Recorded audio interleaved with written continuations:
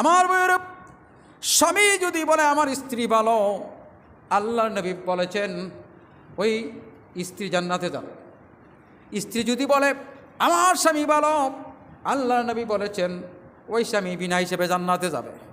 সেজন্য ভাইরা আমার, দুনিয়ার বুকে আমরা যদি কোনো কাজ করতে যাই, পরিবারবর্গ থেকে নিয়ে আলোচনা করি, আলোচনা করার পরে সিদ্ধান্ত নিয়ে যদি ওই কাজটুকুন করি, সেই কাজে রাব্বুল আলামিন বরকত দান করবেন। জোরে কোন সুবহানাল্লাহ।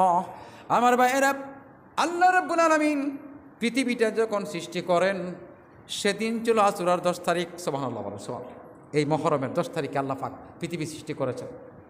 আদম আলাইহিস সালামকে রব্বুল আলামিন পৃথিবীর জমিনে প্রেরণ করলেন যেদিন আল্লাহ পাক রব্বুল আলামিন আদম সফিউল্লাহ আমাদের আদি পিতা, যেদিন আল্লাহ পাক রব্বুল আলামিন আদি পিতা যেদিন মুনাজাত করলেন, যেদিন আল্লাহ ক্ষমা করে দিলেন, সেদিন ছিল আশুরার 10 তারিখ। শুধু আশুরার 10 তারিখে যত নবী রসুল পৃথিবীতে এসেছেন, চলে গেছেন, প্রত্যেক নবীর এক একটা করে ঘটনা আছে। সে প্রত্যেকটা ঘটনার আল্লাহ পাক রব্বুল আলামিন করেছেন, হেফাজত করেছেন। সেটা হলো আশুরার 10 তারিখ। ভাইরা আমার, পৃথিবীর বুকে আল্লাহর অসংখ্য অগণিত রহমত বরকত আছে বিতে আমরা বেঁচে আছি। যদি আল্লাহর রহমত বরকত না থাকতো তাহলে আমরা বাঁচতে পারতাম না।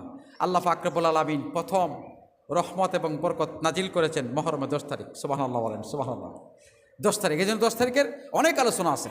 বিশেষত যত ঘটনা আল্লাহ পাক রব্বুল আলামিন এই মাসে ঘটিয়েছেন, সবচাইতে হৃদয় বিদারক ঘটনা হলো কারবালার জমিনে রসুলের নাতিদ্বয় ইমাম হাসান, ইমাম হুসাইন রাদিয়াল্লাহু আনহুমা।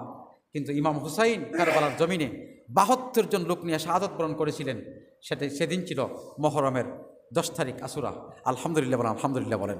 তো সেজন্য এই মাসে ধারাবাহিকভাবে আমি কিছু ফজিলতপূর্ণ দিক আমি আপনাদের ক্ষেত্রে তুলে ধরব ধারাবাহিকভাবে, যেহেতু সময় সংকীর্ণ। বাইরে আমার, এই জন্যই মুসলমান হিসাবে আমাদেরকে এই আরবি গণনা আমাদের জানা উচিত, শিক্ষা গ্রহণ করা উচিত। যেহেতু কেন জানেন, আল্লাহ পাক রব্বুল আলামিন হায়াতকে বাইন্ডিং করে আল্লাহ পৃথিবীতে ছেড়ে দিয়েছেন। হায়াতের রশি আল্লাহর কাছে আছে। যেদিন হায়াত ফুরিয়ে যাবে, রিজিক ফুরিয়ে যাবে, ছাড়তে হবে দুনিয়া। আর আপনাকে কেউ দুনিয়াতে রাখবে না। আপনি যত চেষ্টা করেন, দুনিয়াতে কেউ আপনাকে রাখবে না। আপন জন যত কিছুক্ষণ, কেউ আপনাকে রাখবে না।